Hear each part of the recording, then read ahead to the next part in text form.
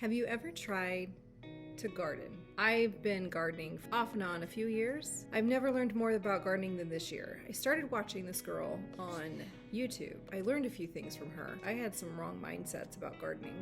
One of them was that I had to keep every plant alive.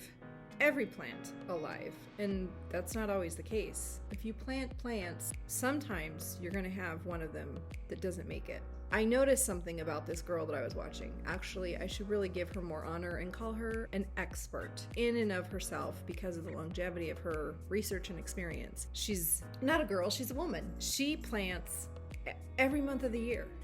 And when she plants lots of plants. And she doesn't always expect everything to stay alive. In fact, her gardening comes from more of a mindset of experimentation, learning as you grow.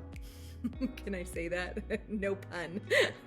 So she inevitably learns as she grows. I have always looked at gardening from the standpoint of it's do or die. I'm gonna spend this money, I'm gonna put this stuff in the ground, and it better live, and it better be gorgeous, and it better produce for me, or else. I've changed my mind. Not every plant is gonna live.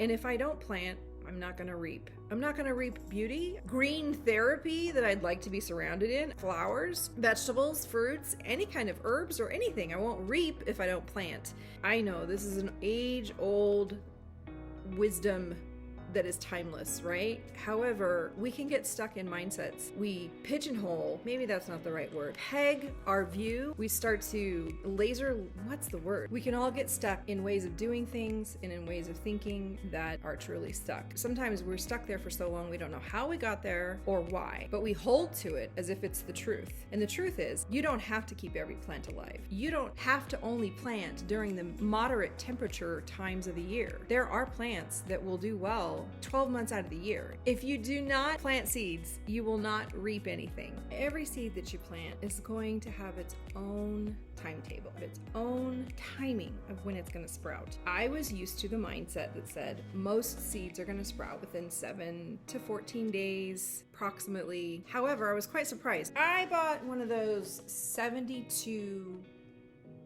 pod seedling trays. I decided to plant all kinds of seeds in them. Literally 2 days after I planted them, some of these seedlings sprouted in 2 days. Now, as you can see, there's some that haven't sprouted at all. Every seed is on its own timetable. Every seed's on its own timetable.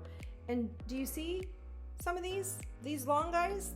They've only been in here a week and a half. But look at those guys. Look how some are completely getting started and others, they've grown, 2 to 3 inches in a day or multiple days? All that to say, when you're farming in real estate or you're prospecting or you're reaching out to new clients or you're trying to broaden your database, you don't have to keep every plant alive. One of the curious things that I learned, the woman that I watch on YouTube has sacrificial plants that she actually sacrifices to the bugs. She plants so many of a certain variety of a vegetable that she knows that she's going to have a couple of them that are going to go to pests. So she doesn't spend her energy trying to keep plants alive, and neither should we spend all of our energy trying to keep clients alive. Energy that you place into planting seeds, taking great comfort in the fact that every seed has its own timing, and the more you plant, the more you're going to reap.